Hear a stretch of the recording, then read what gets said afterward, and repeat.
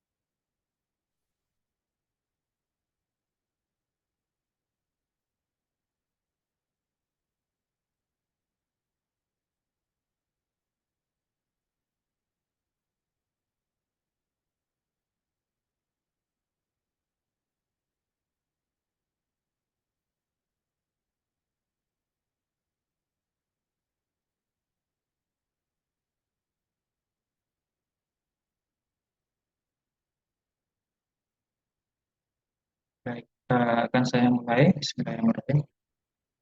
Assalamualaikum warahmatullahi wabarakatuh, teman-teman semuanya. Hari ini kita akan belajar materi keempat di pertemuan keempat ya berarti ya, yaitu tentang uji komparatif dua sampel.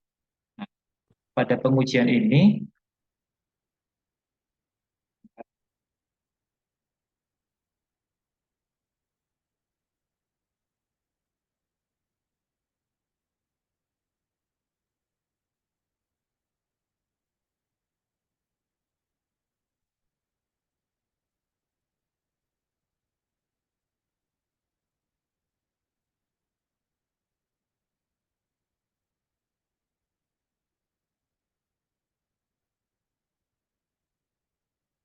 oke, pada hari ini kita akan belajar tentang uji komparatif dua sampel ya.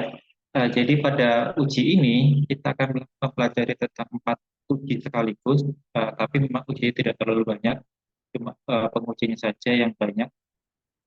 Secara konsepnya tidak sebanyak uji-uji yang sebelumnya. Ini lebih simpel dibandingkan uji-uji yang pernah kita lakukan. Yang pertama itu nanti kita akan mempelajari tentang independent sample t-test, kedua tentang pair sample t-test, kemudian main with t-test, yang keempat adalah weight fraction test.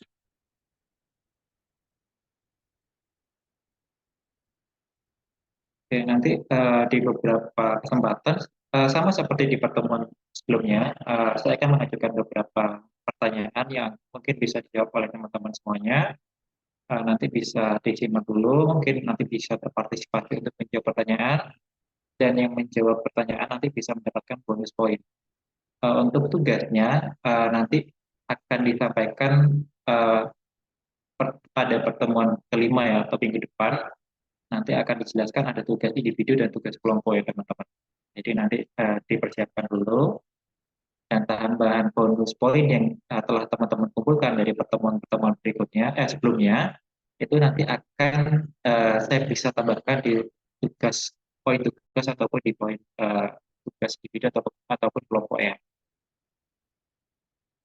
Oke, materi pertama tentang uji komparatif. Uji komparatif itu pada dasarnya pengujian secara yang bukan hipotesis umumnya memang dibagi menjadi dua, yang umum atau paling banyak digunakan, yaitu uji korelasional dan uji komparatif. Kalau uji korelasional sesuai dengan namanya itu berarti pengujian yang membutuhkan hubungan atau menguji hubungan antara dua variabel, entah itu bentuknya adalah dari uh, beberapa antar variabelnya itu. Jadi kalau yang kemarin uji korelasional untuk menguji hubungan dua arah yang saling berkorelasi bisa menggunakan uji korelasi. Kemudian hubungan yang satu arah itu bisa menggunakan uji regresi ya. kemudian kemarin juga banyak anak-anaknya, dari regresinya, ada regresi mediasi, regresi moderasi, kemudian regresi logistik, dan ada juga yang kita pelajari kemarin adalah regresi dummy. Meskipun kemarin nanti akan saya coba munculkan untuk pengujian regresi dummy-nya yang mungkin kemarin waktunya mepet ya, atau terbatas. Nah, pada saat uji komparatif ini, itu fungsinya adalah untuk pada saat kita menguji dengan membandingkan data dari kelompok yang berbeda. Mungkin buku-buku atau mungkin tutorial yang digunakan uji komparatif merupakan perbandingan antara beberapa grup seperti itu. Yang penting kalau misalnya teman-teman nanti tujuan penelitiannya atau teman-teman membaca penelitian dari skripsi lain atau dari tugas akhir lain, kemudian mereka memang ingin membandingkan dua alat yang berbeda, kemudian membandingkan dua kondisi yang berbeda, berarti memang pengujian yang kemungkinan dilakukan adalah uji komparatif. Jadi di-compare satu sama lain atau dibandingkan satu sama lain. Nah, pada hari ini yang kita bandingkan hanya pada dua kondisi saja.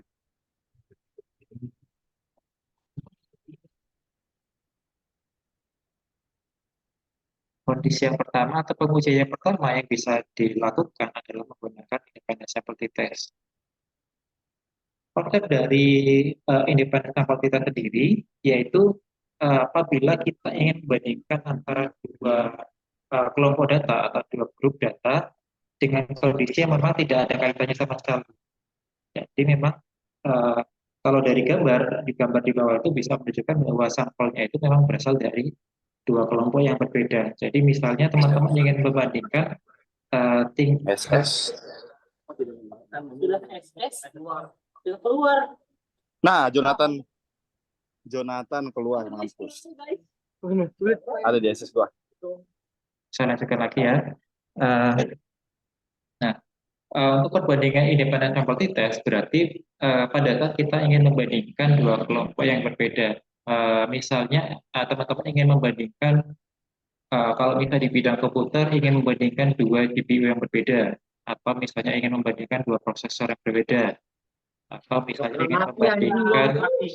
ingin membandingkan dua eh, dua power supply yang berbeda untuk dites di komputernya misalnya seperti itu.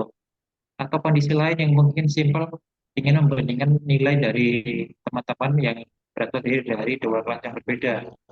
Itu bisa menggunakan independent sample test salah satunya.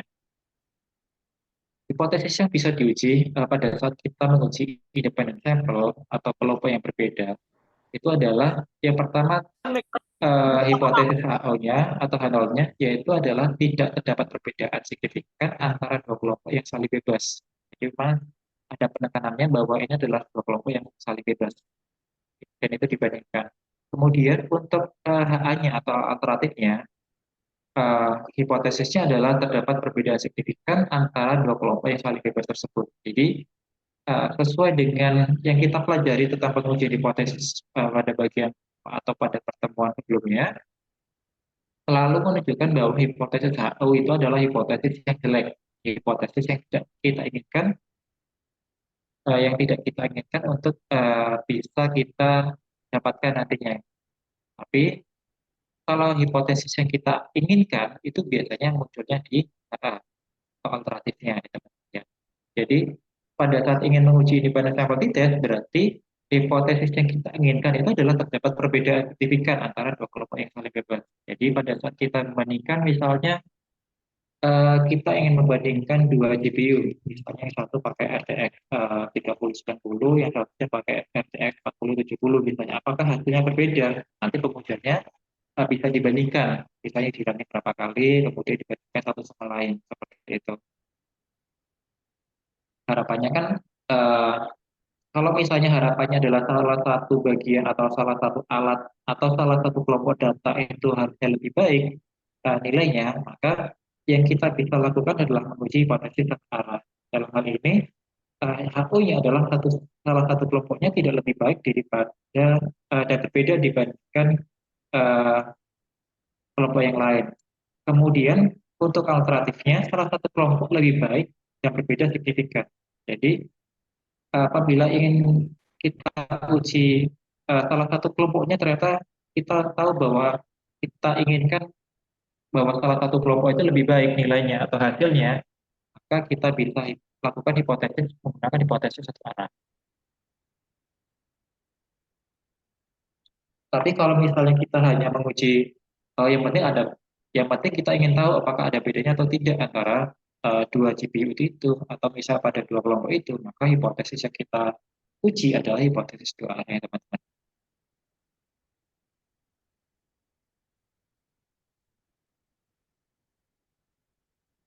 Nah, kemudian untuk skala data yang digunakan, biasanya independent sample t-test ini dilakukan pada data numerik, yaitu pada data interval ataupun rasio. Tapi memang karena tidak ada perbedaan yang terlalu mencolok atau terlihat secara jelas antara interval dan rasio, saya langsung menjabarkan bahwa skala data yang digunakan adalah skala data numerik. Jadi teman-teman, kalau teman-teman data yang didapatkan itu langsung berupa angka, bukan kategori atau bukan keterangan tertentu, maka kemungkinan uji yang digunakan salah satunya adalah uji independent sample t-test. Kalau ingin membandingkan data antara dua kelompok yang berbeda.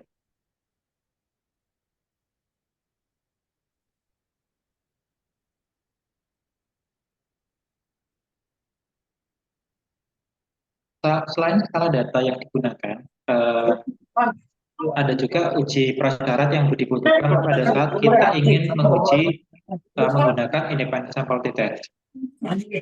Yang pertama adalah uji normalitas, karena memang pengujian ini adalah salah satu cara dari uji uji independent sample t-testnya sendiri ya. Jadi memang datanya harus normal. Kemudian untuk metode apa yang digunakan pada saat kita ingin menguji normalitas itu nanti tinggal disesuaikan dengan jumlah data yang akan digunakan.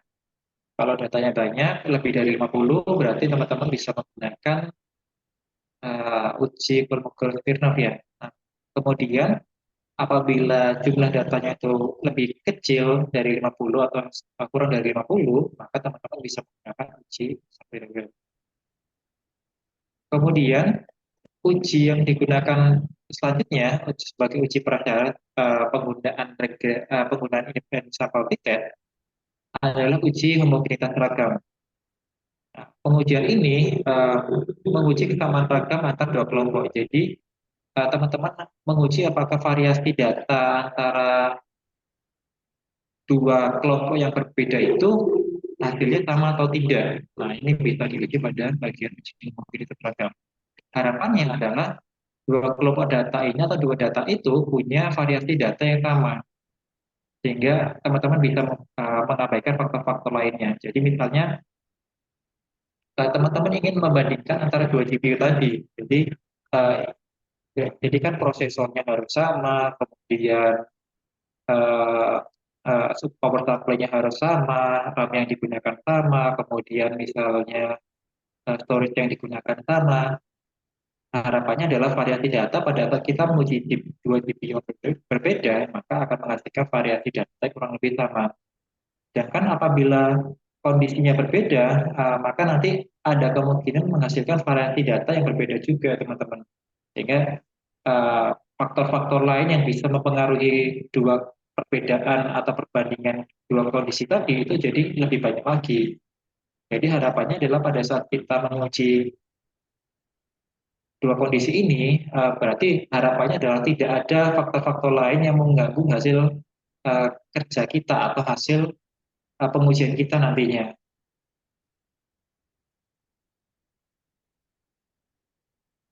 Untuk pengujiannya, uji homogenitas ragam bisa dilakukan menggunakan uji Levin atau dalam bahasa SPSS tulisannya Levin ya. Nah, nanti secara pengujian sama, jadi nanti untuk uji normalitas dan hasil uji homogenitas ragam itu diharapkan bahwa nilai yang didapatkan itu hasilnya adalah tidak signifikan. Atau kalau dilihat dari nilai signifikansinya itu bernilai lebih dari 0,05. Sehingga nanti dinyatakan bahwa datanya tetap normal, kemudian homogenitas ragamnya itu dikatakan tidak signifikan atau tidak ada variasi data yang berlebihan antara dua kelompok itu. Sehingga artinya dua variasi dari dua kelompok data adalah sama. Dari hasil uji signifikansi, hipotesis yang seperti ini misalnya kita tuliskan lagi, yaitu hipotesisnya yang pertama adalah tidak terdapat perbedaan signifikan antara dua kelompok, ya dua kelompok yang saling bebas ya. Kemudian terdapat perbedaan signifikan antara dua kelompok. Contoh yang saya tuliskan di sini adalah hipotesis menggunakan hipotesis dua arah ya. Lagi, jadi nanti kalau hipotesis satu arah, jadi ada satu kelompok data atau satu grup data yang kita eh, kita harapkan hasilnya itu pasti lebih baik. Kalau misalnya di bidang pendidikan, biasanya banyak yang melakukan penelitian untuk memberikan perlakuan pada dua kelas yang berbeda ya teman-teman.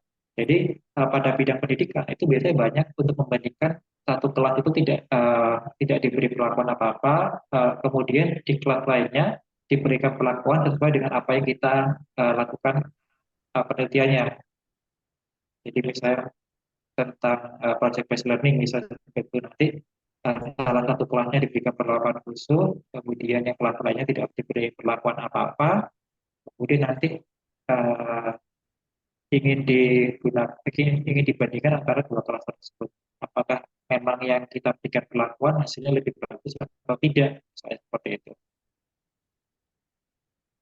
Untuk hasil pengujiannya sendiri dikatakan signifikan karena di sini menggunakan t-test ya. Uh, Jadi dikatakan signifikan itu jika nilai T hitungnya lebih dari T tabel.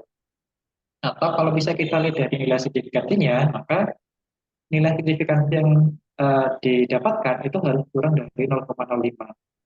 Kemudian dikatakan datanya itu tidak signifikan atau hasilnya tidak signifikan jika kondisinya berkebalikan dengan hasil sebelumnya, yaitu kalau nilai T hitungnya lebih kecil atau kurang dari T tabel, ataupun nilai signifikansinya lebih dari alfa 0,05, maka dinyatakan bahwa hasilnya tidak signifikan atau dikatakan tidak berbeda.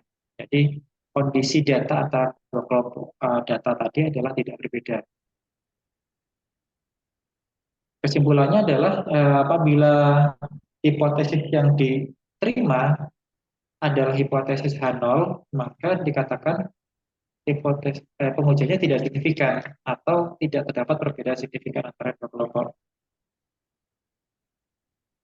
Kemudian apabila hipotesis H0-nya yang ditolak, maka dikatakan bahwa hasil pengujiannya dikatakan signifikan, yaitu terdapat perbedaan antara dua kelompok tadi.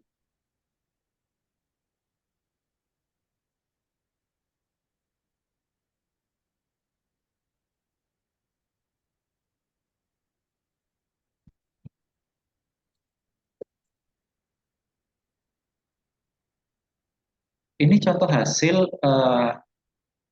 apabila kita menggunakan dua kelompok yang berbeda. Jadi contohnya di sini adalah saya menggunakan dua kipas yang berbeda untuk mengamati suhu komputer atau suhu prosesor misalnya seperti itu. Apakah kipas A itu hasilnya lebih baik atau malah lebih buruk? Kita nggak tahu karena misalnya dua dua kipas ini punya kemampuan yang setara, harga yang sama, ingin dibandingkan apakah memang hasilnya lebih baik atau tidak.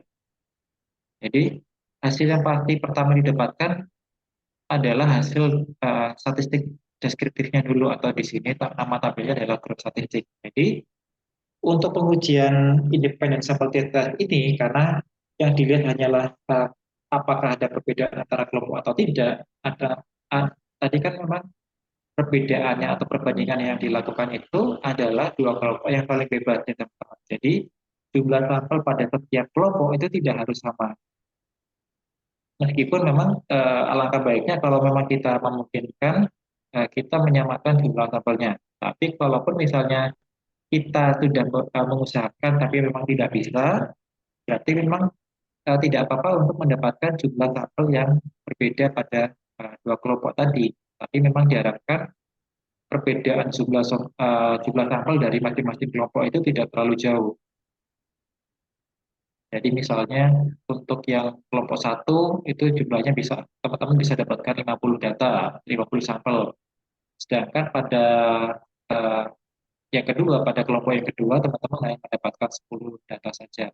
Meskipun secara statistik itu tidak masalah, nah langkah baiknya memang kalau teman-teman menyamakan atau setidaknya mencoba mencari untuk bisa menyamakan jumlah sampelnya.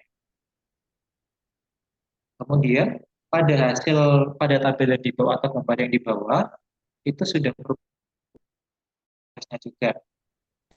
Tabel yang kiri itu menunjukkan hasil dari Levenites atau uji homogeneitas seragam. Jadi ini contohnya diandaikan bahwa datanya adalah normal ya teman-teman. Jadi saya tidak menguji normalitas, tapi kalau hasil karena memang uji normalitasnya ini tidak dilakukan eh, pada menu dari independent sample testnya atau tesnya, tapi memang harus kita lakukan pada pengujian yang berbeda. Kembali ke uji homogeneitas seragam ini, hasilnya kita bisa dapatkan nilai F hitung dan nilai signifikansinya. Tapi untuk memudahkan cara membaca kita nantinya adalah kita bisa membaca dari signifikansi saja atau p-value saja. Jadi dengan syarat yaitu nilai signifikansinya harus lebih dari 0,05, maka dinyatakan bahwa hasil yang didapatkan ini 0,806 sudah lebih dari 0,05 sebagai syaratnya, sehingga dikatakan bahwa homogenitas seragamnya terpenuhi. Nah, bagaimana kita bisa tahu selain dari sini, dan selain dari uji Levenitas itu, untuk mengetahui bahwa keragaman atau variasi datanya adalah sama, kita coba kembali lagi ke tabel atasnya, yaitu grup statistiknya itu. Nah, dari situ kita bisa tahu dari kolom standard deviation atau STD deviation ya di situ. Nah, kita bisa tahu kalau nilainya tidak berbeda jauh antara yang dua kelompok tadi, pada kipas A ataupun kipas B. Nah, tidak jauhnya kedua nilai tersebut, salah satunya bisa menjelaskan bahwa variasi data antara dua kelompok itu tidak terlalu jauh dan terlalu jauh berbeda. Jadi meskipun uh, fokusnya memang kalau pada saat kita membandingkan atau kita menguji Levene test, maka nanti yang dibandingkan adalah nilai variasinya atau standar deviasi tadi. Kemudian kita kembali lagi ke gambar yang bawah, independent sample test-nya. Kita sekarang masuk ke bagian kolom besar yang kedua, yaitu detail for equality of means. Nah, di situ ada dua baris yang muncul nanti di situ. Jadi pada baris pertama itu kita bisa lihat pada equal variance ratio. Kemudian pada baris kedua itu ada keterangan bahwa equal variance not assumed. Jadi uji homogeneitas seragam ini bukan mutlak harus terpenuhi ya teman-teman pada saat kita menggunakan independent sample test. Karena dalam program SPS sendiri tidak semua kondisi data itu memang bisa sama variasi datanya. Jadi asalkan datanya normal, kita tidak bisa menggunakan independent sample test. Nah, jadi hasil Levene itu pada bagian kolom besar yang pertama itu bisa menunjukkan bahwa kira-kira nanti pada saat kita menggunakan independent sample test, baris mana harus kita gunakan. Jadi kalau misalnya asumsi equal variance-nya tercapai, maka atau dikatakan homogeneitas programnya tercapai, maka kita gunakan pada baris yang pertama atau baris yang atas. Kemudian apabila hasilnya itu ternyata signifikan atau dinyatakan bahwa homogeneitas seragamnya tidak tercapai, maka kita bisa gunakan pada baris yang kedua nantinya, teman-teman. Jadi dua kondisi ini nanti apabila teman-teman ingin melakukan pengujian, kemudian ternyata didapatkan hasil, oh ternyata homogeneitas seragam saya tidak tercapai, berarti kita bisa gunakan nilai yang bawah pada baris yang bawah. Fokus lagi kembali ke kolom besar untuk ditesnya, berarti kita tahu bahwa homogeneitas seragamnya ini tercapai karena memang asumsinya terpenuhi ya teman-teman, karena tadi nilai signifikansinya lebih dari 0,05. Nah, kita lihat pada baris yang atas ini, didapatkan nilai T-nya adalah sebesar minus 3,861 karena memang pengujiannya adalah membandingkan antara produk A atau di sini yang saya gunakan adalah kipas A dikurangi dengan kipas B. Jadi memang kipas A di sini berfungsi sebagai produk apa ya, pembanding awal lah lainnya. Kemudian uh, kipas B merupakan produk lain yang akan dibandingkan dengan produk A tadi atau kipas kipas A tadi. Kemudian degree of freedom atau derajat bebas di sini didapatkan sebesar 36 yang merupakan penjumlahan dari dua kelompok data tadi N-nya. Coba kita lihat lagi pada tabel yang atas, pada bagian grup statistik.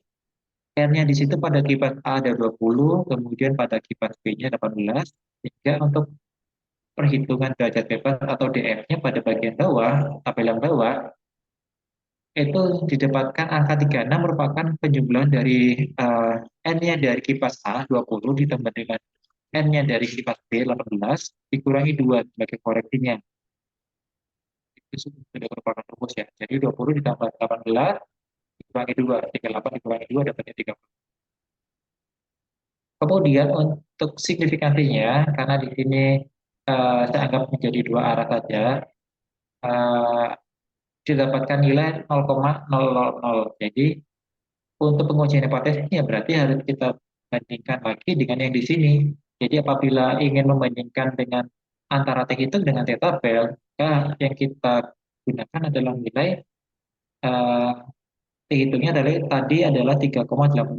Berarti kita harus cari tabelnya pada derajat bebas 36 tadi.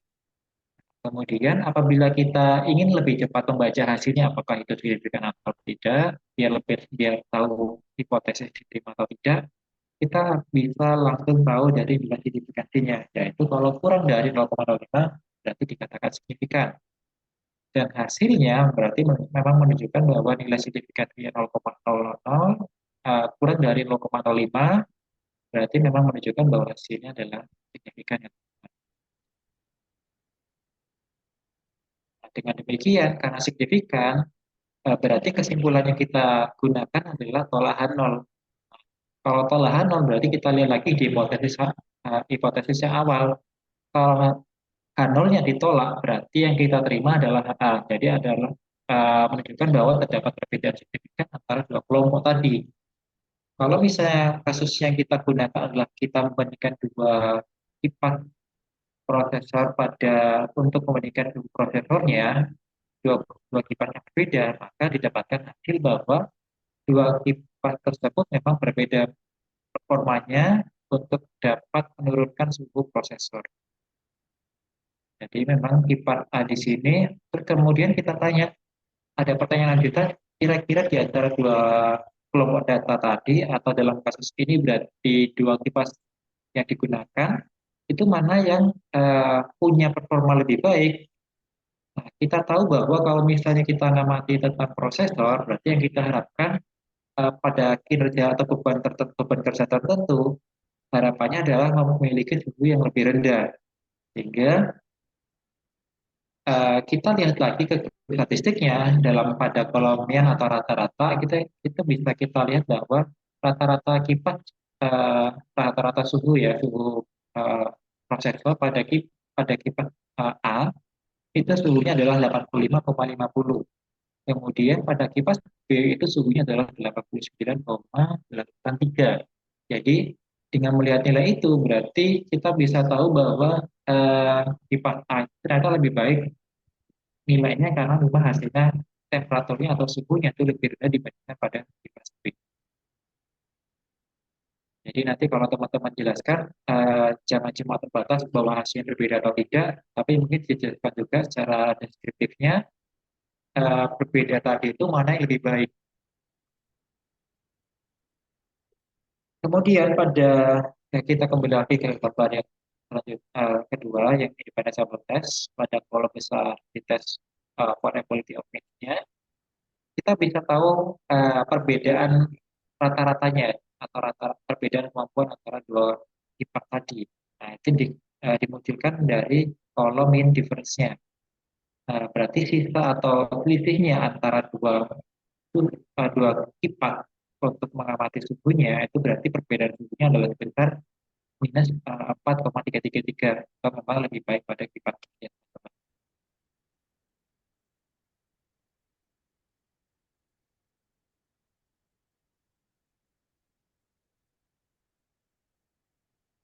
Kemudian untuk materi pertama tadi ada yang mau ditanyakan dulu teman-teman?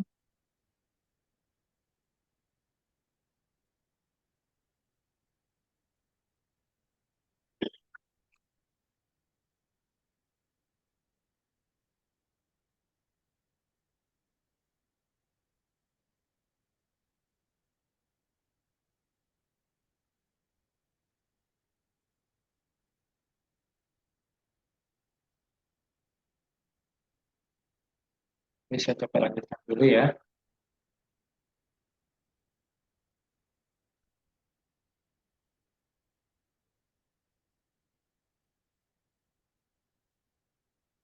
Uji yang kedua atau materi yang kedua kita pelajari hari ini yaitu tentang personality test.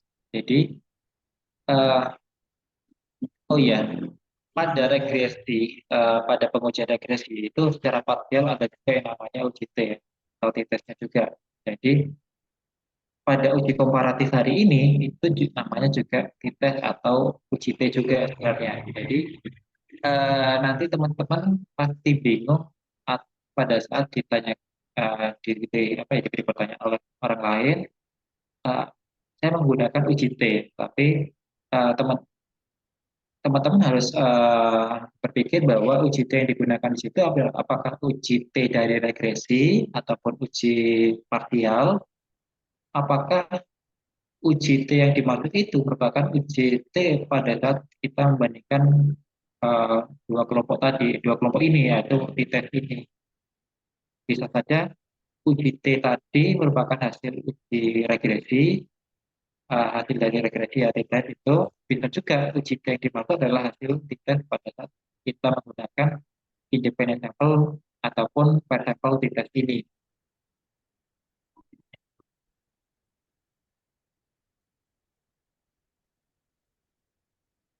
Untuk konsepnya adalah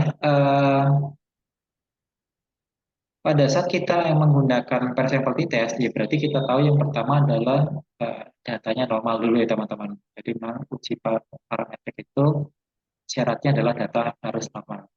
Kemudian eh, per sampel di tes sendiri merupakan pengujian inferensial, jadi membutuhkan hipotesis untuk mengetahui perbandingan antara dua kelompok yang saling berkaitan. Nah, jadi yang membedakan antara independent sample dengan pair sample adalah dua kelompok data yang kita bandingkan itu saling bebas atau saling berkaitan. Jadi apabila kelompoknya saling bebas, tidak ada kaitannya sama sekali seperti tadi, berarti perbandingannya menggunakan independent sample. Tapi kalau misalnya kita bandingkannya menggunakan uh, pada dua kelompok yang berdekatan atau berkaitan, itu berarti perbandingannya menggunakan per sampel. Dalam hal ini berarti dinamakan sebagai per sampel bias. Salah satu contohnya memang yang umum dilakukan adalah berdasarkan waktu ya teman-teman. Jadi misalnya kita ingin membandingkan, kalau kita ambil kasus yang sebelumnya kita membandingkan suhu prosesor dengan menggunakan salah satu kipas saja, misalnya kipas A, kita harus bandingkan eh, 10 kali running ya, misalnya kita bandingkan pada beban kerja tertentu, kita uji performa di prosesornya, mendapat berapa derajat suhunya, kemudian setelah 10 data kita dapatkan itu, kemudian kita tunggu besoknya, kita tunggu pada hari berikutnya, kemudian kita ujikan dengan langkah yang sama, kita beri beban kerja yang sama, kemudian kita amati suhu dari prosesornya sebanyak 10 kali pengujian juga.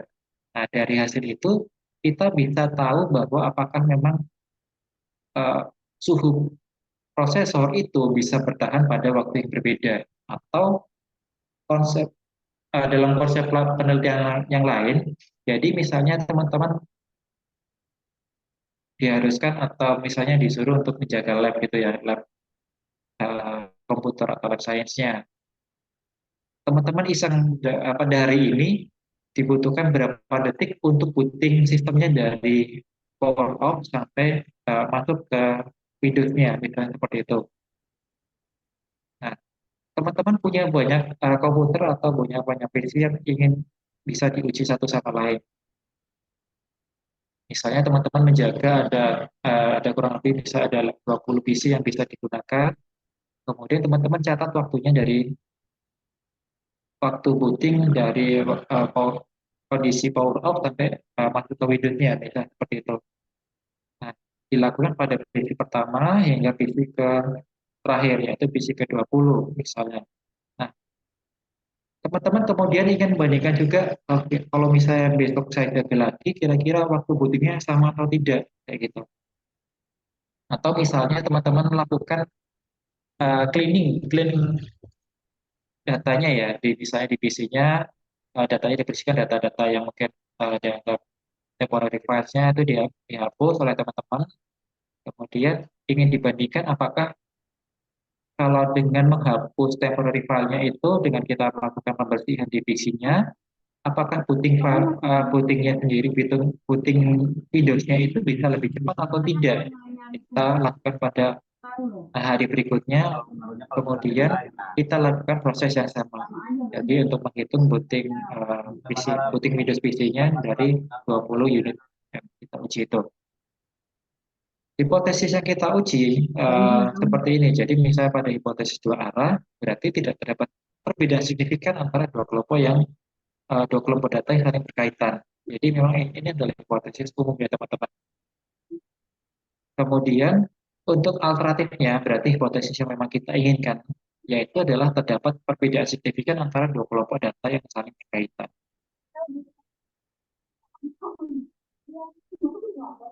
Kalau memang misalnya teman-teman ingin mendapatkan hasil yang signifikan, ya berarti memang targetnya adalah hipotesis A-nya ya yang kita harapkan untuk tercapai atau terpenuhi. Kemudian untuk hipotesis satu arah, berarti ini hampir sama seperti yang sebelumnya. Jadi kalau salah satu kelompoknya itu lebih tinggi nilainya, harapannya adalah memang yang kita gunakan harusnya adalah hipotesis satu arah. Jadi misalnya teman-teman tahu bahwa dengan mengganti SSD misalnya dari uh, kalau misalnya teman-teman menggunakan storage hard disk, kemudian teman-teman ganti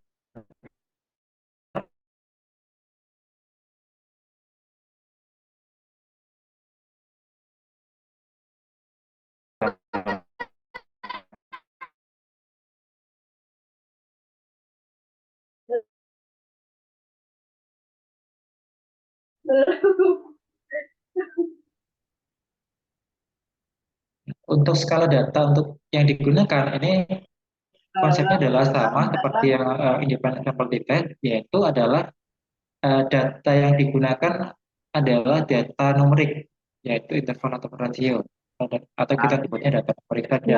Jadi kalau kita dapatkan datanya adalah data numerik, berarti kita bisa berasumsi bahwa pengujian yang kita gunakan adalah uji variability test itu dengan syarat bahwa nanti datanya harus normal. Sesuai dengan yang saya sebutkan, berarti uji prasyarat yang digunakan adalah tentang uji normalitas saja. Karena di sini yaitu kita mengharapkan bahwa datanya itu normal pada dua kondisi data yang kita punya itu yang saling berkaitan. Nah, kemudian kenapa tidak ada uji homogenitas ragam lagi? Karena memang kita tahu bahwa pengujian tersebut fungsinya adalah membandingkan pada dua kondisi atau dua kelompok data yang berbeda, variasi data dari dua kelompok yang berbeda. Sedangkan pada saat kita menggunakan per sampel test atau data yang saling berpasangan, itu memang biasanya kita bandingkan itu ya berarti pada satu kelompok yang sama ya teman-teman. Jadi memang eh, kalau kita bandingkan pada satu kelompok yang sama, ya berarti kita tidak perlu menguji variasi antara dua data tersebut karena memang datanya berasal dari satu kelompok yang sama tadi.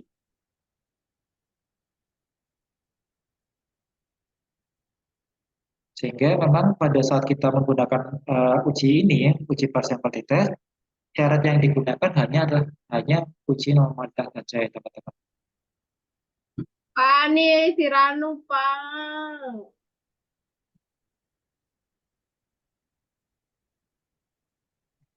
Untuk uji signifikasinya sendiri, hipotesis yang digunakan kurang lebih sama seperti yang sebelumnya, yaitu ya untuk HO-nya, untuk hipotesis awalnya yaitu berarti tidak terdapat perbedaan signifikan antara dua kelompok data yang berkaitan atau saling pada satu kelompok yang sama diamati dua kali gitu ya. Kemudian pada hipotesis HA-nya atau alternatifnya itu berarti menunjukkan bahwa terdapat perbedaan signifikan antara dua kelompok yang saling berkaitan.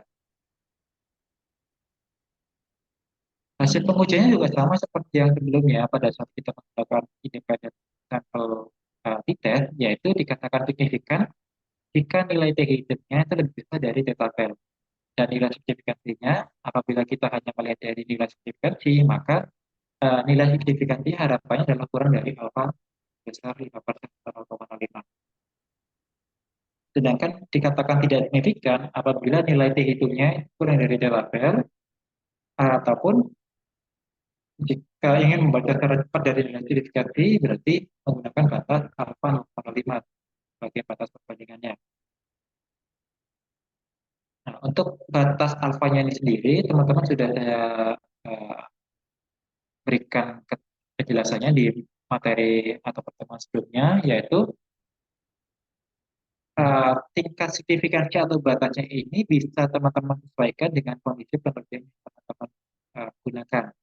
Apabila memang batasnya yang teman-teman gunakan merupakan penelitian yang krusial, teman-teman bisa menurunkan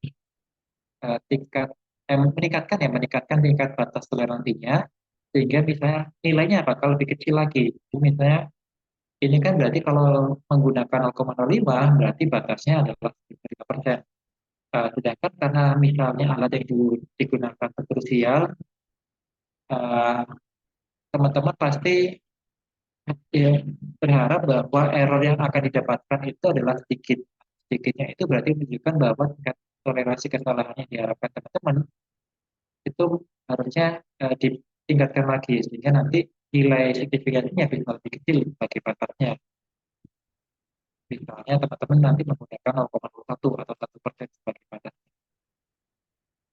Untuk kesimpulan, sama seperti sebelumnya yaitu tolak H0 jika hasil pengujian signifikan, kemudian terima H0 jika hasil pengujiannya hasilnya adalah tidak signifikan ya, teman. Nah, ini untuk hasil per sampel t-test secara tabel memang kurang lebih sama dengan hasil pengujian independent sample t-test. Yang pertama dimunculkan adalah per sampel statistiknya. Dari situ kita bisa tahu rata-ratanya ada berapa, kemudian jumlah datanya berapa, kemudian simpangan bakunya ada berapa, besarnya berapa. Dalam hal ini contoh yang saya gunakan adalah butuh waktu berapa lama untuk dalam satu PC itu render sebuah video. Jadi memang untuk menguji performa, misalnya ini adalah menguji performa GPU untuk rendering salah satu video misalnya seperti itu.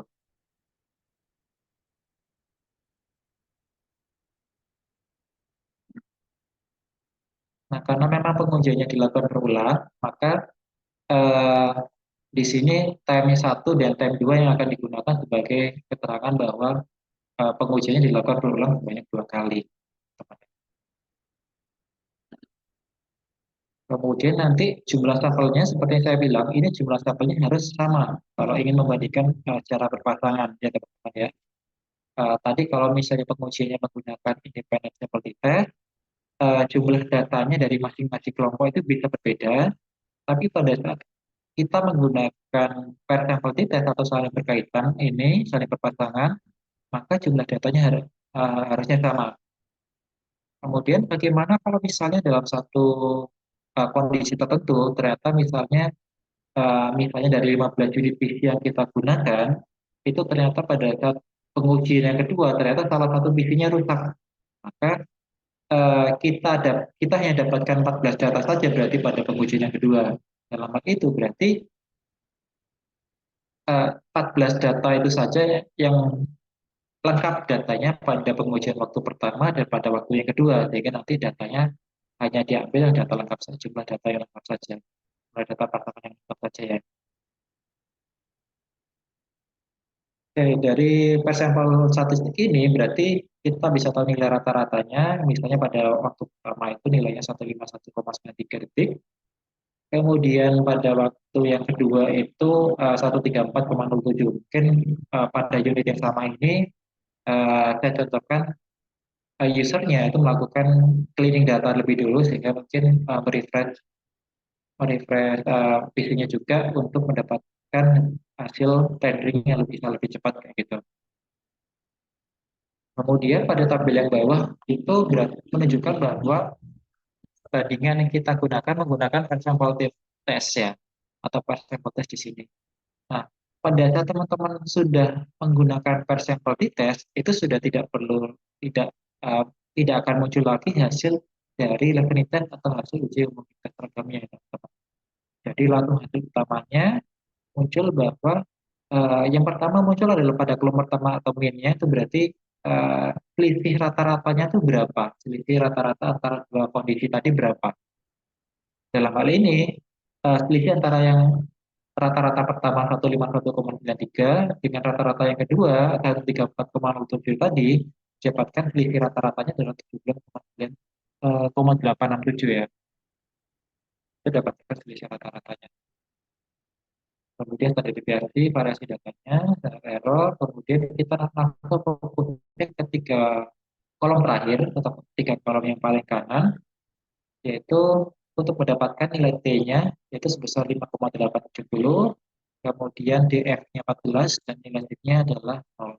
Nah, untuk nilai T-nya berarti, untuk tahu nilai signifikansinya, berarti kita gunakan perbandingan dari hasil yang ini. Ya. Yaitu kita bandingkan nilai apabila teman-teman menggunakan nilai T-nya, nilai T jadi disebut sebagai T hitung atau hasil perhitungan. Jadi T hitung tadi harus dibandingkan yang namanya T tabel. Tapi kalau misalnya teman-teman uh, ingin secara cepat ya berarti teman-teman bisa melakukan nilai signifikansinya saja. Untuk mendapatkan nilai T tabelnya berarti kita gunakan DF yang di sini teman-teman pada kolom dua paling kanan dari dua kolom paling kanan ya, yaitu DF-nya 14. Yaitu juga merupakan jumlah N atau jumlah data yang kita dapatkan dibagi satu. Berbeda dengan independent sample t-test, perhitungan DF yang di sini hanya menghitung jumlah sampelnya berapa, kemudian dibagi satu. Kalau yang sebelumnya kita jumlahkan dua jumlah sampel pada dua kelompok yang berbeda, kemudian kita kurangi dengan nilai 2 sebagai koreksi untuk mendapatkan nilai DF-nya. Jadi kalau dari hasil ini, misalnya andaikan saja kita tidak tahu nilai T tabelnya, kita bisa lihat dari nilai signifikansinya ya. Jadi kalau bisa kita lihat dari nilai signifikansi, dengan syarat yang kita gunakan yaitu 0,05, berarti menunjukkan bahwa nilai signifikansi ini kurang dari alfanya, kurang dari 0,5. Jadi kita katakan bahwa hasilnya adalah signifikan. Kalau signifikan berarti kita katakan tolakan 0, yaitu dari dua hipotesis yang diuji yang di atas O atau HA, berarti kita gunakan pada baris HA-nya, yaitu terdapat perbedaan signifikan antara dua kelompok yang saling berkaitan. Jadi memang istilahnya itu ada efeknya uh, pembersihan atau cleaning data yang kita lakukan dalam meningkatkan waktu rendering sebuah video.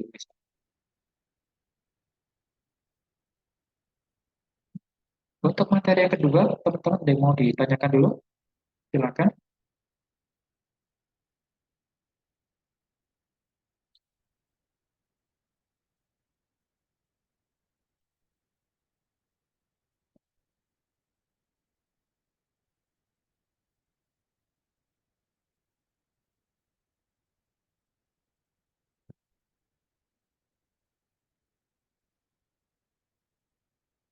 Oke, saya coba lanjutkan ya berarti ya. Pengujian yang ketiga yaitu menggunakan main Whitney test. Jadi uji ini merupakan pengujian pada saat kita tidak bisa menggunakan uji independent sample t-testnya tadi. Nah, untuk konsepnya atau pengertiannya sendiri sebenarnya sama. sebuah pengujian untuk membandingkan antara dua kelompok yang saling bebas atau independen ya pada data yang tidak normal.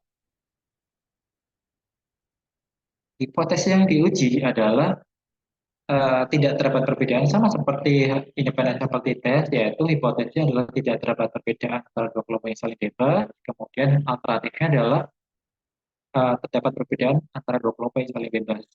Nah, jadi memang sama-sama membandingkan dua kelompok. Uh, yang satu adalah pada data yang normal, yang satu pada data yang tidak normal ya teman-teman ya. Perbedaannya hanya itu. Jadi teman-teman tidak harus terpaku, harus menggunakan uh, t-test atau independent sample t-test pada saat teman-teman nanti melakukan pengujian.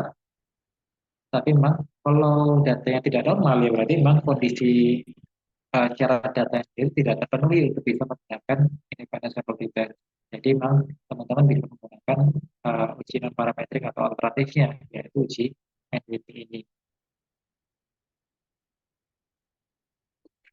Kemudian skala data yang bisa digunakan pada saat kita ingin menguji menggunakan independent NWT ini, yang pertama adalah ini untuk non parametrik. Pengujian non parametrik itu skala data yang digunakan bisa lebih luas.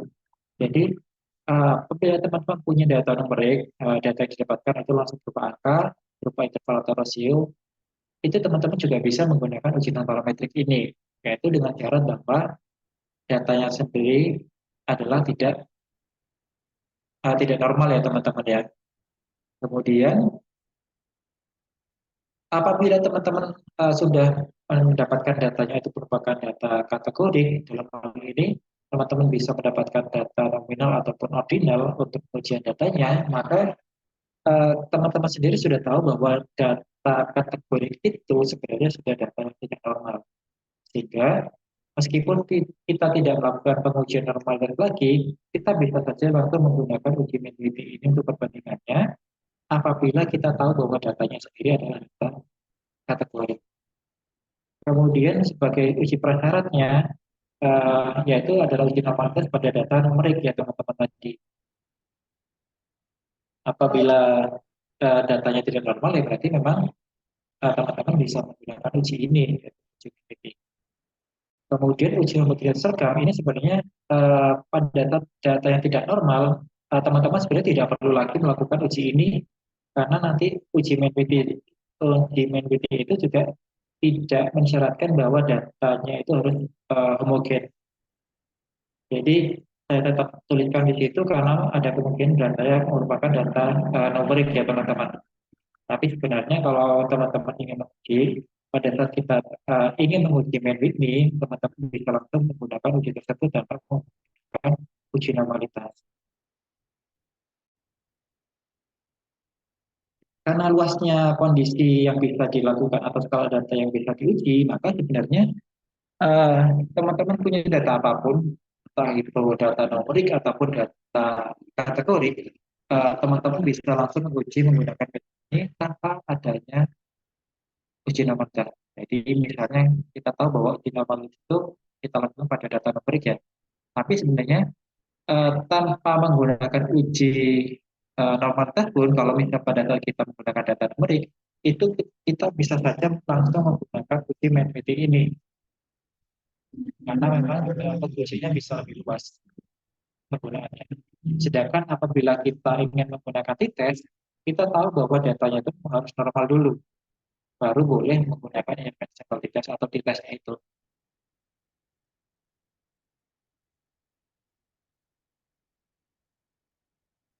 Dari uji signifikansinya sendiri, hipotesis yang diuji adalah pertama seperti independent sample t-test, yaitu tidak terdapat perbedaan signifikan antara dua kelompok. Kemudian alternatifnya adalah terdapat perbedaan signifikan antara dua kelompok. Untuk hasil pengujiannya, karena di sini menggunakan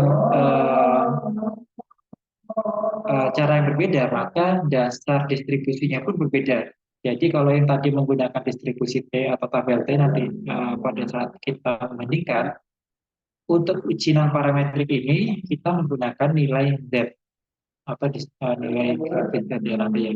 Jadi tabelnya pun nanti berbeda. Kalau nilai Z ini, kita nanti teman-teman tidak perlu membutuhkan derajat bebas lagi. Jadi langsung menggunakan pada tingkat signifikasi berapa. Nanti akan mendapatkan nilai Z tabel yang sama pada semua pada berbagai kondisi atau pada berbagai. Jadi kalau ada teman-teman punya jumlah 80, kemudian ada teman-teman yang lain sampelnya ada 50, atau mungkin teman yang lagi ada sampelnya sampai 100, nilai tabelnya bakal dapat. Jadi berbeda dengan yang nilai tadi, kalau teman punya data jumlah 10, kemudian temannya tadi ada 50, kemudian jumlah datanya teman lain yang lagi ada 100, pasti nilai tabelnya bakal berbeda. Jadi tidak mungkin nilai tabel pada dua penelitian yang jumlah sampelnya berbeda itu uh, tidak akan sama nilainya, teman. Jadi teman-teman nanti bisa buktikan saja kalau misalnya uh, mereka tuliskan misalnya di M-nya berapa pada derajat bebas berapa, kemudian nanti teman-teman bisa cari sendiri nilai tabelnya berapa. Kalau misalnya nilai tabelnya berbeda, teman-teman bisa protes ke teman tersebut, ada mungkin pada teman-teman yang berkreasi ya, uh, apakah memang nilainya benar atau tidak. Jadi karena memang nilai tabel yang didapatkan itu harusnya berbeda. Untuk kesimpulannya, sama seperti yang sebelumnya, yaitu kita tolak apabila hasilnya signifikan, maka kita katakan tolakan nol. Tolakan nol di sini berarti menunjukkan bahwa hasilnya terdapat perbedaan signifikan. Kemudian apabila hasilnya tidak signifikan, maka kita terima hipotesis nolnya, yaitu kita katakan bahwa tidak terdapat perbedaan signifikan antara dua kelompok yang saling bebas tadi. Nah, ini contoh data apabila kita menggunakan ujian parametrik. Misalnya, kita mendapatkan tadi mengenai suhu dari dua kipas yang berbeda. Saya andaikan bahwa kalau misalnya suhunya itu sudah menyentuh angka 90, maka saya kategorikan bahwa suhunya di atas 90 misalnya seperti itu. Kemudian apabila suhunya masih aman di bawah 90, maka saya katakan bahwa kipasnya itu mampu menjaga suhunya di bawah 10 misalnya. Gitu ya. Maka untuk pengujian deskripsinya itu kita tidak bisa menggunakan rata-rata lagi karena memang kondisi datanya sendiri merupakan data kategori. Kalau data kategori berarti yang kita pelajari sebelumnya itu memang tidak bisa untuk kita lakukan deskripsi menggunakan rata-rata karena memang nanti penjelasannya bakal aneh. Dalam hal ini berarti saya bagi menjadi dua keterangan, suhu yang di atas 90 dan suhu 90 pada kolomnya itu. Kemudian untuk yang pada bagian baris itu pada dua kipas yang berbeda, seperti tadi. Jadi ya itu bisa kita tahu bahwa misalnya kipas A dari 20 unit atau 20 kali pengujian yang kita lakukan, ada 3 kali atau 3 data yang kita dapatkan, itu suhunya menyentuh 90 derajat atau lebih dari 90 derajat. Kalau dihitung dalam persen berarti 3 dibagi 20 dibagi secara keseluruhan dikalikan 100%, yaitu dapatnya 15%. Kemudian pada kipas A juga ada 17 data dari 20 pengujian dengan kondisi suhunya masih di bawah 60 derajat. Untuk persennya berarti 17 dibagi 20 dikalikan 100% dapatnya adalah 85%. Sehingga nanti totalnya bisa mencapai 100%-nya. Sehingga kalau pada kipas A ini kita bisa katakan bahwa lebih banyak sampel pengujian atau pengujian yang nilainya itu atau suhunya di bawah 90. Kemudian hanya 3 data saja atau 3 kali sampel, ada 3 sampel saja ya, yang suhunya itu menyentuh angka 90 atau lebih. Kemudian pada baris yang selanjutnya, pada kipas B, itu kita bisa tahu misalnya dari total datanya ada 18, ternyata memang ada 10 sampel atau 10 kali pengujian yang suhunya bisa mencapai minimal 90, 90 ke atas ya. Sehingga nanti kalau misalnya dihitung dalam bentuk persentase, maka 10 per 18 dikalikan 100%, didapatkan hasil sebesar 55,6. Kemudian untuk yang eh, pada saat kipas B, untuk yang kategori kedua, itu ternyata memang sisanya ada 8 data dari 18 data pengujian yang suhunya masih aman, yaitu misalnya kurang dari 90 derajat Celcius. Jadi untuk persentasenya berarti 8 dibagi 18 dikalikan 100% didapatkan hasil 44,4%. Untuk total yang bawah sebenarnya tidak perlu kita baca lagi karena memang kita fokusnya untuk menjabarkan hasil dari kipas A dan kipas B-nya. Deskripsi dari masing-masing dua kondisi atau dua alat atau dua kipas yang berbeda saja. Kemudian dua tabel atau dua tabel ya, di sebelah kanan itu menunjukkan hasil dari uji main-width-nya sendiri. Jadi pada saat kita menguji itu nanti didapatkan N atau jumlah sampel.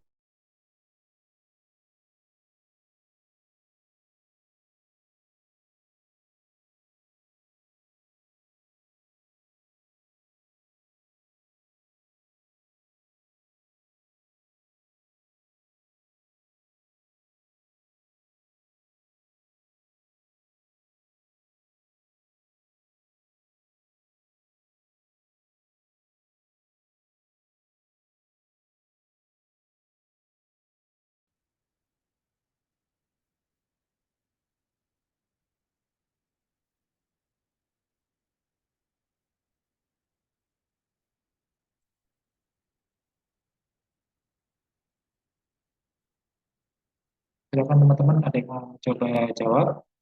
Kalau hanya satu data ini saja, yang 185, 190, apakah bisa dilakukan pengujian?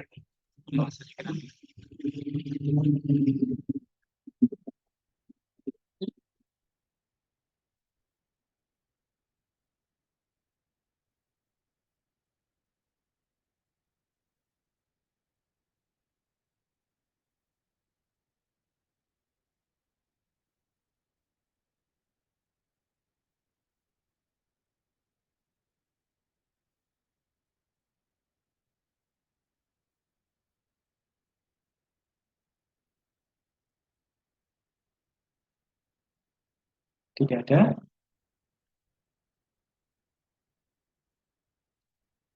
Untuk jawab ini, apabila hanya satu kali pengulangan saja, itu teman-teman tidak bisa melakukan uji secara statistik ya teman-teman. Jadi uji statistik itu kan memang diperlukan pada saat kita ingin membuktikan bahwa data yang kita punya banyak karena kita tidak bisa langsung menyimpulkan hasilnya. Jadi eh, apabila teman-teman misalnya membandingkan tinggi badan antara teman-teman ya, misalnya antara dua orang saja, orang pertama dibandingkan dengan orang kedua, eh, kita bisa tahu misalnya pada orang pertama itu memang lebih tinggi dibandingkan dengan orang yang kedua. Itu misalnya akan langsung terlihat gitu ya. Tapi misalnya kalau teman-teman eh, di diberi pertanyaan di antara dua kelas, misalnya kelas A dan kelas B, itu eh, lebih tinggi mana rata-rata tingginya, tinggi badannya, apakah pada kelas A ataupun kelas B, maka teman-teman harus melakukan perhitungan tinggi badan dulu, kemudian didapatkan datanya, baru dilakukan pengujian. Jadi, kenapa data itu eh, harus lebih banyak dari satu, baru bisa dilakukan eh, perhitungan secara statistik, karena memang pada saat kita mempunyai data yang banyak, seperti yang di atas ini, itu kita tidak bisa langsung tahu bahwa hasilnya itu berbeda signifikan atau tidak nantinya. Jadi harus kita buktikan. Tapi kalau misalnya hanya didapatkan satu data saja, misalnya hanya seperti ini saja datanya, berarti kita bisa katakan bahwa suhunya sama, yaitu sama-sama 89, berarti memang tidak ada bedanya. Tapi pada saat kita melakukan perbedaan atau perbandingan dengan menggunakan beberapa kali pengujian, kan nanti kita bisa tahu bahwa memang ada bedanya atau tidak. signifikan atau tidak, seperti itu. Kita coba langsung masukkan ke programnya.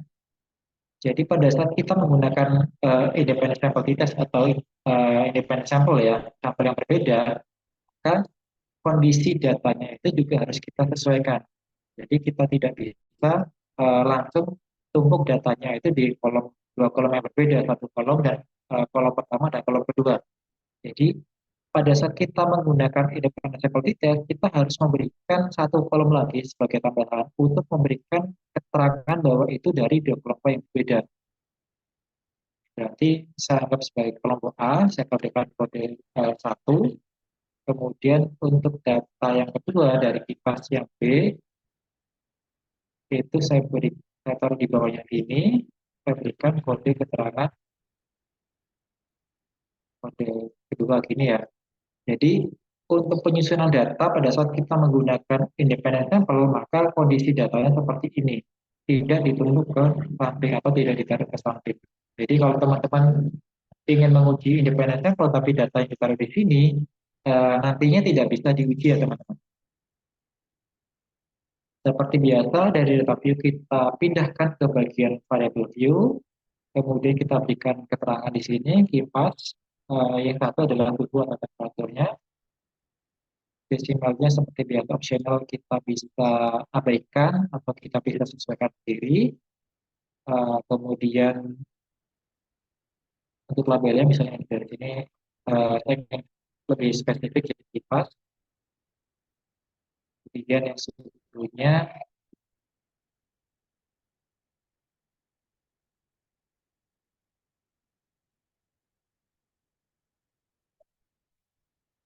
keterangannya seperti ini ya. Jadi kalau yang sudah mengikuti dari pertemuan pertama, teman-teman tahu bahwa di bagian yang ini tidak boleh ada keterangan spasi. Jika teman-teman ada keterangan spasinya, ingin memberikan keterangan yang lebih lengkap, teman-teman bisa taruh keterangannya di bagian label. Kemudian karena di sini untuk jenis kipasnya sendiri merupakan data kategori, kita tahu bahwa kipas ada kipas B, kita berikan kode 1 dan 2, maka kita berikan keterangan di sini atau value-nya.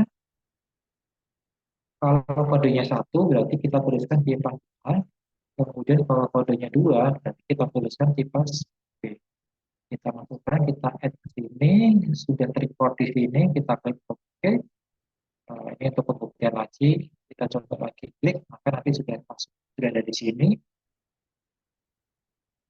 Kita pindahkan lagi ke bagian kiri atau data view-nya. Nah, untuk uji normalitasnya, karena kita tahu bahwa data yang pertama itu jumlahnya ada 20, kemudian data yang kedua itu ada 18, maka kita lakukan pengujian menggunakan uji Shapiro-Wilk ya. Jadi kalau Shapiro-Wilk itu munculnya hanya di bagian opsi ini ya. Kita mulai dari analyze, kemudian deskriptif statistik, kemudian kita masuk ke explore. Nah, dari sini untuk data utama yang kita uji, kita masukkan ke dependent list. Kemudian karena di sini dibedakan berdasarkan dua kipas yang berbeda, berarti kita langsung saja masukkan ke bagian bawah yaitu faktor listnya. Uji normalitas munculnya hanya di plot, jadi kita pilih plotnya saja, kita klik plot di sini. Yang kita butuhkan adalah normality plot with test. Kita beri centang di sini, plotnya kita tidak perlu, tim and leave-nya juga kita tidak perlu.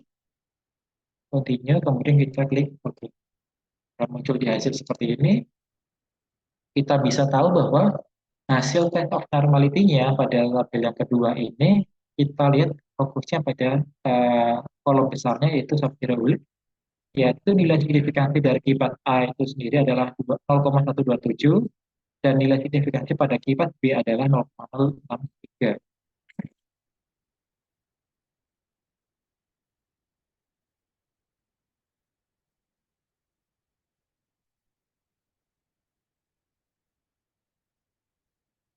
Jadi dari dua hasil ini berarti menunjukkan bahwa yang pertama itu nilai signifikansinya lebih dari 5%, lebih dari 0,05. Untuk yang kedua juga nilai signifikansinya lebih dari 0,05. Jadi dua-duanya datanya adalah normal ya teman-teman. Jadi pengujiannya pengujian normalitas sendiri itu dilakukan pada dua data yang berbeda. Jadi pada dua kelompok data ya. Jadi kita tahu bahwa datanya itu dari dua kelompok yang berbeda. Dua kelompok ini ya, dua kelompok data. Data kelompok pertama adalah di data kipas A, kemudian data yang kedua adalah data kipas B-nya. Sehingga ya, yang kita lakukan juga pengujian terhadap masing-masing datanya itu, masing-masing kelompok data. Hasilnya kita tahu bahwa data yang normal berarti kita bisa melakukan pengujiannya menggunakan uji eh, independent sample test karena ingin kita bandingkan antara dua kondisi dua kipas ini ya terhadap temperatur prosesornya.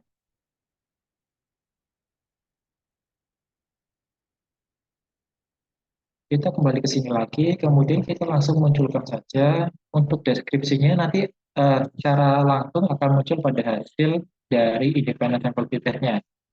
Jadi langsung saja kita pilih di sini analyze, compare, min, kemudian independent sample test. Akan muncul jendela baru di sini. Tes variabel atau variabel utama yang kita uji adalah temperatur prosesor atau suhunya. Kita masukkan ke sebelah kanan, ke kotak. Kemudian untuk jenis kipasnya kita pindahkan ke bagian bawah. Nah, kalau sudah dipindahkan ke bagian bawah ini, nanti akan muncul tanda tanya di sini dan tanda OK-nya tidak akan langsung muncul seperti ini ya teman-teman ya. Jadi masih perlu lagi ada penyesuaian opsi yang harus dilakukan yaitu define group-nya karena memang dari program SPS-nya sendiri itu memang bisa membandingkan pada beberapa kondisi sekaligus tapi ingin difokuskan pada dua kondisi saja yang ingin dibandingkan. Define group, kemudian grup satu berarti pada kode satu, kemudian grup 2 pada kode 2, kemudian continue. Kita pilih yang ini yang bagian atas, continue. Kalau sudah, nanti akan muncul tanda OK-nya ini. Kita klik saja, nanti akan muncul dari hasilnya ini. Jadi yang kemudian kita baca selanjutnya adalah hasil uji homogenitas atau hasil uji homogenitas seragam yang menunjukkan bahwa datanya homogen. Kemudian dari hasil signifikannya sendiri, hasilnya adalah signifikan. Dan dari deskripsinya kita tahu bahwa rata-rata suhu atau temperatur pada kipas A itu nilainya lebih rendah dibandingkan pada kipas B-nya.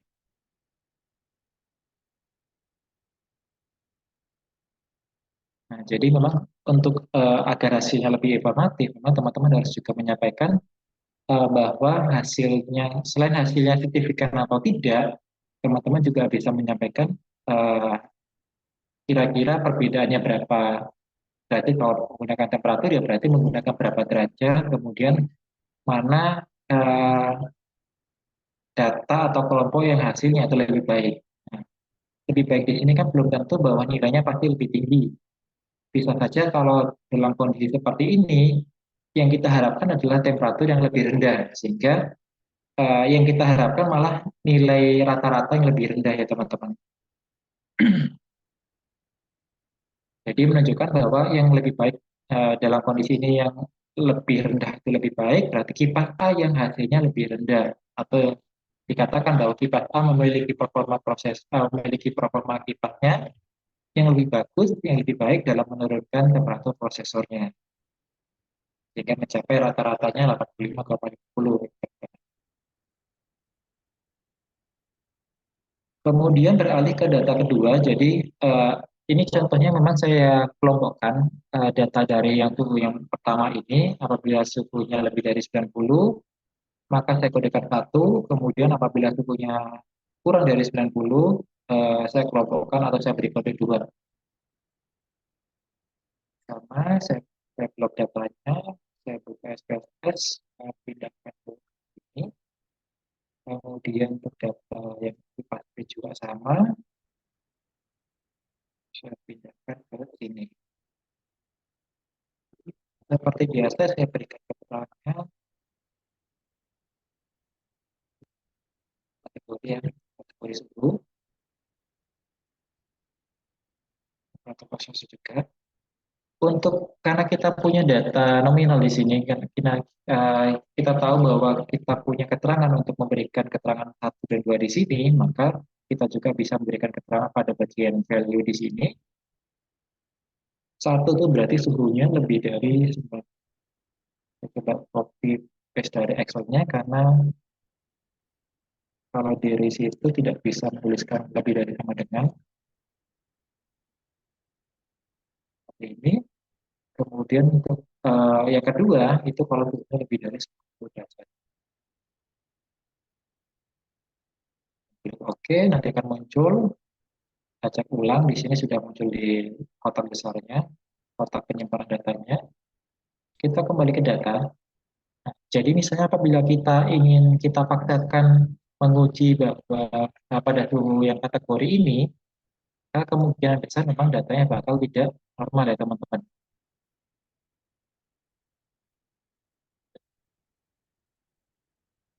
Nah, ya, satu lagi, pada hasil yang sebelumnya ini, eh, jadi pada saat teman-teman menguji pada dua kondisi, dalam hal ini misalnya pada dua jenis kipas yang berbeda, maka kedua hasilnya itu memang harus normal dua-duanya ya teman-teman. Jadi data dari kipas A itu harus normal datanya, kemudian pada kipas B datanya juga harus berdistribusi normal, sehingga eh, dua-duanya normal baru bisa menggunakan independent sample test.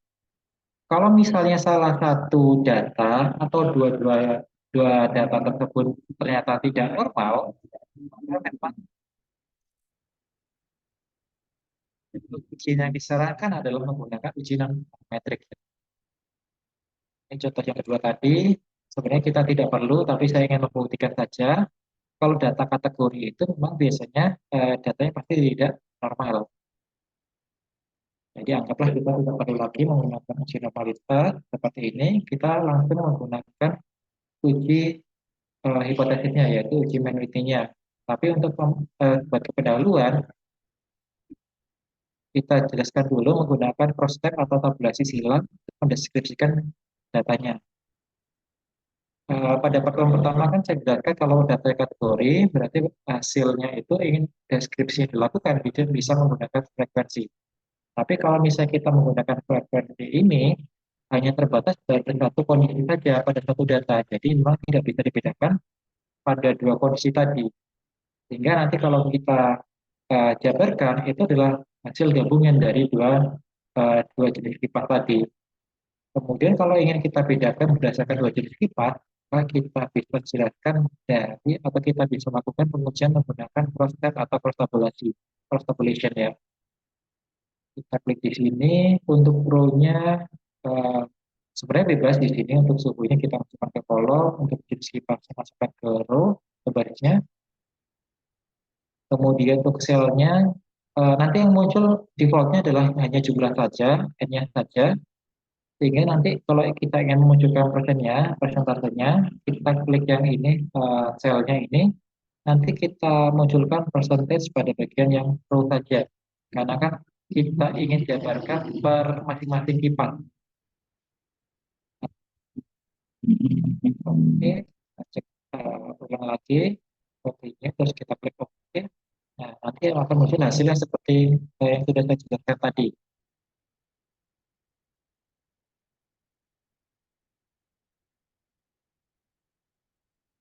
Kemudian untuk yang hasil utamanya, oh ya, untuk analisa-nya nanti teman-teman bisa melakukan dari dua ini ya, dari datanya ataupun dari outputnya ya. Analyze, kemudian non-parametric test, legacy dialog, kemudian to sample independent. Jadi teman-teman kalau bisa bingung, Mann-Whitney itu pada menu apa? Nanti teman-teman bisa langsung pilih non-parametric yang pertama, karena memang data non-parametric, kemudian legacy dialog, kemudian baru teman-teman pilih yang dua independent sampel atau dua sampel yang berbeda. Kita klik di situ, jenis kipas kita temperatur prosesor dulu yang pertama untuk yang variabel yang diuji, kemudian untuk jenis kipas kita masukkan ke grouping variabel, sama seperti yang tadi, berarti kita harus define grupnya lebih dulu, Kita klik define group, grup 1, grup 2-nya 2. Nah, akan muncul upgrade. Kemudian untuk test type-nya yang kita bahas hari ini adalah main Whitney. Tapi memang secara pengujian untuk membandingkan dua kondisi sampel yang saling berbeda, itu teman-teman bisa menggunakan salah satu dari 4 uji ini yang bisa disarankan dari SPSS. Tapi memang uji yang umum digunakan, uji yang paling banyak digunakan yang sering saya lakukan adalah menggunakan uji main Whitney ini. Kalau sudah kita klik OK, kemudian akan muncul hasil uji main Whitney-nya.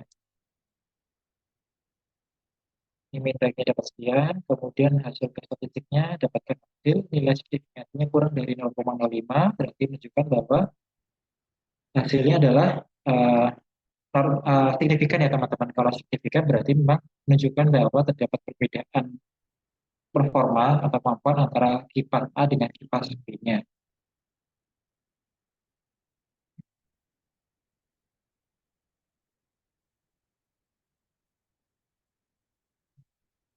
Coba bikin daftar tahap tersebut.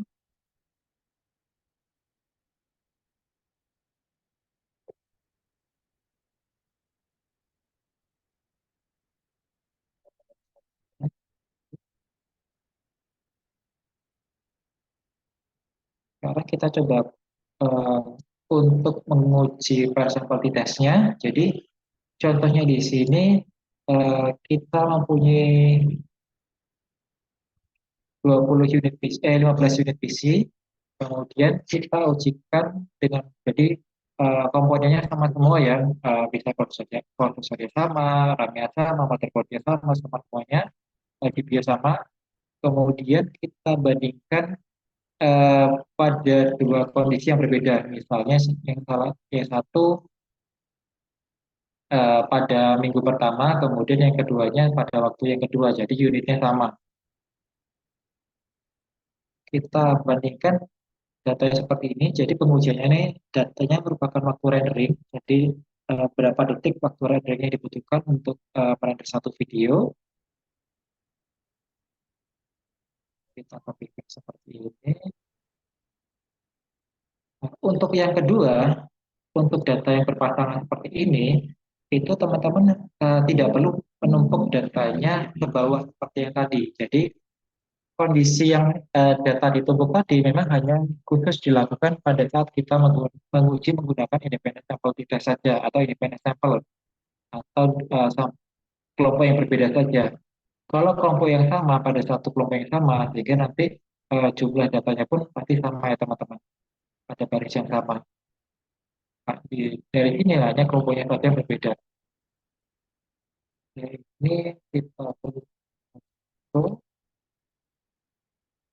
di sini kami ingat teman-teman untuk penulisan time satu seperti ini tidak boleh ada spasi, jadi basisnya bakal nolak, jadi harus data digabung.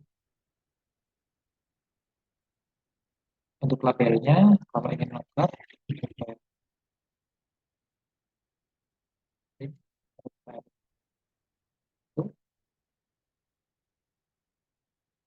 ini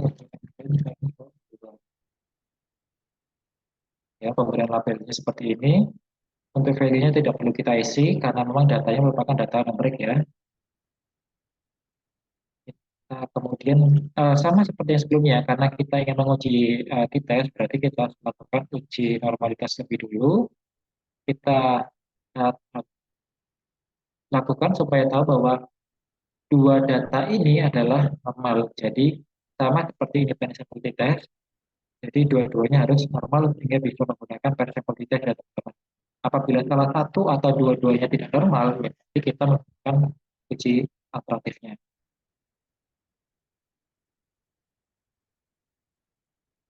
Oke, masuk ke explore, kita pindahkan ke sebelah kanan, display kita pilih yang plot,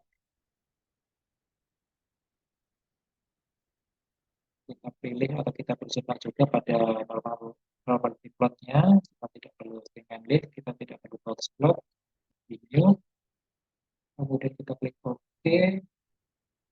Nah, dari hasil ini, dari tabel yang kedua, sama, jadi pembacaannya sama, karena jumlah sampelnya kecil atau kurang dari 50, berarti benar ya kita gunakan Shapiro rate. Tapi nanti apabila jumlah sampelnya teman-teman lebih dari 50, teman-teman bisa menggunakan uji kolaborasial. Nanti bisa dari sini, bisa dari menu yang berbeda. Dia nanti hasilnya bakal sama. Nah, oke, kita fokus lagi ke hasil dari uji normalitas Shapiro rate-nya. Nilai signifikansinya dapatkan hasil yang satu 0,161, pada waktu yang kedua yaitu 0,111. Sehingga dua hasil ini menunjukkan bahwa dua-duanya lebih dari 0,05 ya teman-teman, sehingga nanti datanya distribusi normal. Sehingga dinyatakan bahwa data waktu rendering pada pengukuran pertama yaitu normal, dan pada waktu kedua juga normal dia. Kita lanjutkan lagi pengujiannya menggunakan per sampel test. Analyze mulai dari nilai, lalu mulai dari nilai. Compare mean, jadi yang di compare adalah rata-rata, jadi langsung kita pilih langsung di sini dari compare mean. Kemudian nanti kita tinggal arahkan ke per sampel test. Dari sini nanti akan muncul dua kotak yang bisa diisi di sini ya teman-teman. Ada variabel 1, ada variabel 2, atau data 1, data 2. Nah, tinggal kita masukkan, berarti time 1 kita masukkan, nanti akan langsung di sini, kemudian time kedua kita masukkan saja, akan langsung berada pada satu baris yang sama, atau dari sini berarti pada satu pair yang sama ya teman-teman, sehingga bisa diuji. Jadi kalau misalnya satunya di sini, satunya di sini, atau di sini, teman-teman nanti tidak akan bisa memunculkan hasilnya, atau tidak bisa diuji ya.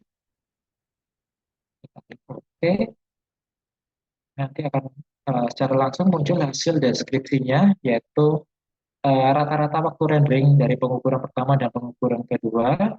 Kemudian tabel yang kedua per sample correlation, tapi ini nanti tidak dibaca meskipun tabel ini muncul ya. Selanjutnya adalah per sample testnya, yang ini berarti menunjukkan relatif perbedaan waktu renderingnya antara dua kali pukulangan ini. Rata-rata waktunya adalah 17 detik, kira 17 detik. Kemudian dari hasil t-testnya sendiri menunjukkan hasil yang signifikan karena nilainya kurang dari 0,05. Kemudian apabila data yang kita punya misalnya data kategori seperti ini, saya langsung buat ada ekstrim datanya, data kategori seperti ini, kita kopikan juga ke sini, berarti kita taruh ke kolom yang baru.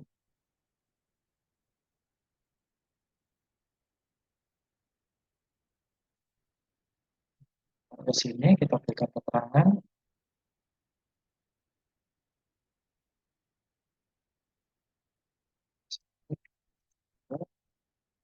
Keterangannya sama ya, untuk yang satu ini lebih dari 1 detik untuk pemberian keterangan, karena di sini datanya sendiri merupakan data kategori ya, berarti kita berikan keterangan juga. Kalau satu itu berarti keterangannya adalah lebih dari 150 detik. Kalau dua kurang dari 150. Ini tambahkan, klik oke. Kalau misalnya data kita otomatis, sehingga kalau kita, oh ya, pemberian keterangannya itu kita lakukan pada dua kondisi ini ya. Jadi kita kopikan sini. Kalau misalnya nanti teman-teman nggak bisa ngopinya, ya berarti nanti teman-teman harus mengisi secara manual satu persatu seperti yang tadi ya. Oke, ini berarti sudah muncul semua seperti ini. Kembalikan lagi. Jadi value label di sini, icon di sini gunanya untuk mengecek apakah kalau kita menggunakan data kategori, kategorinya itu sudah tertulis semua atau belum. Tadi kan terbukti bahwa yang tes 2 belum saya kopikan. Jadi memang bisa diantisipasi dulu di awal. Oke, kita masuk ke yang, jadi kita tidak perlu lagi ya uji normalitas karena kita tahu bahwa datanya merupakan data kategori. Dari legacy dialog kemudian kita pilih yang to relate sample. Jadi memang dua sampel yang saling berhubungan atau berkaitan. Berarti kita pilih ini. Untuk pengisiannya kurang lebih sama seperti yang tadi. Jadi ada dua kotak yang berbeda di sini pada satu baris yang sama. Jadi kita masukkan saja tab satunya masuk ke sini, tab duanya atau kita pindahkan langsung otomatis masuk ke sini ya. Untuk metode pengujiannya di sini ada empat, tapi memang yang kita pelajari hari ini dan paling sering digunakan adalah uji Wilcoxon ya. Kalau sudah seperti ini, kita klik OK, dia akan muncul hasil utamanya ini. Nah, dari bagian yang bawah yaitu tes statistik dengan nilai signifikansinya kurang dari 0,05. Nah, nilainya ini 0,008 ya teman-teman ya. Jadi berarti memang menunjukkan bahwa datanya adalah signifikan. Signifikan di sini berarti memang terjadi perbedaan signifikan pada dua pengamatan yang berbeda pada satu kali random itu.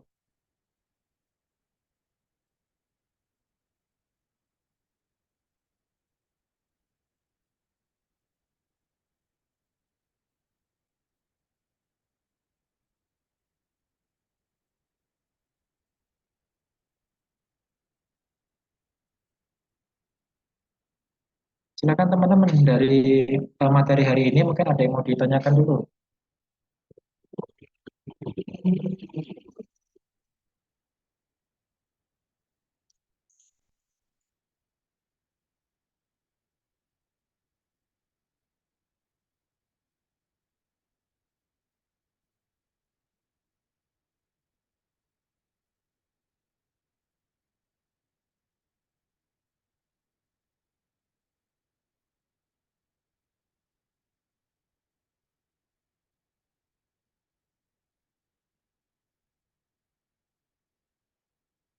Silakan materi tentang uji komparatif ini ada yang mau ditanyakan teman-teman.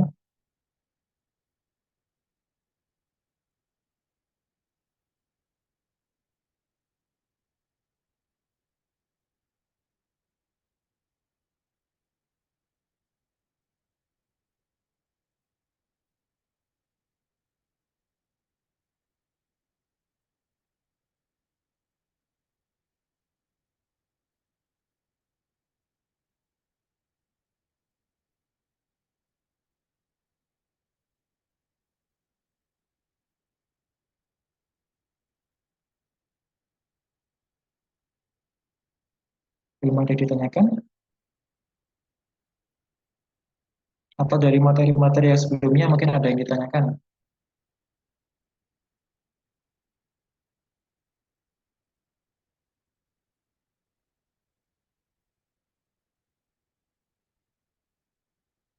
Teman-teman sudah menginstal program SPS-nya kan ya?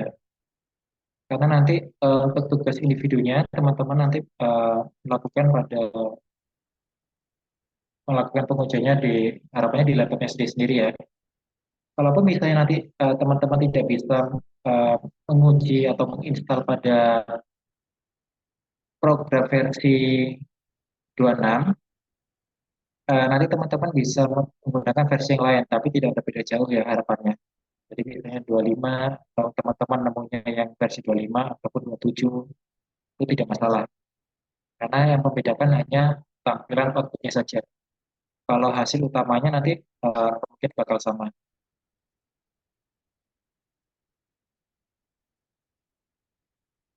Saya berikan waktu sampai 4.17, mungkin teman-teman ada yang mau nanyakan.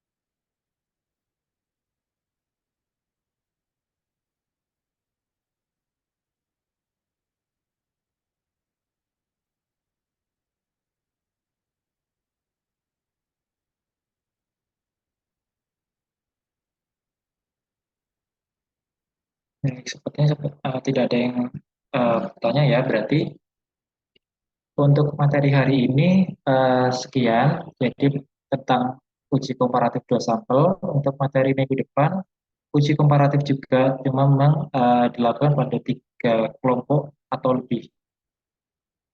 Jadi pada saat nanti 3 kelompok atau lebih, itu ada pengujinya sendiri ya teman-teman ya. Untuk dokumentasinya, saya minta tolong mungkin yang teman-teman yang bisa open cam, silakan open cam. Ya, saya eh, lakukan dokumentasi.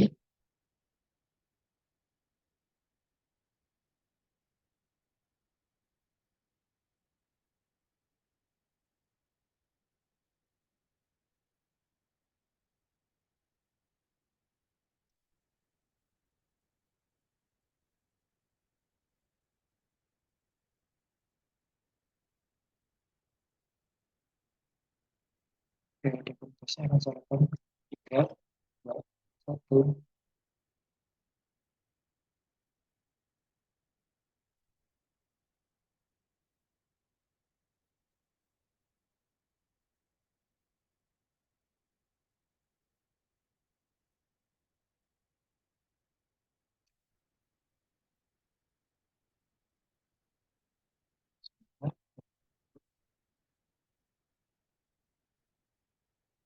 Baik, teman-teman, terima kasih partisipasi eh, kehadirannya hari ini. Semoga materi yang saya sampaikan pada hari ini bisa bermanfaat bagi teman-teman nanti pada saat melakukan penelitian ataupun pada saat mengerjakan tugas yang lain ya teman-teman.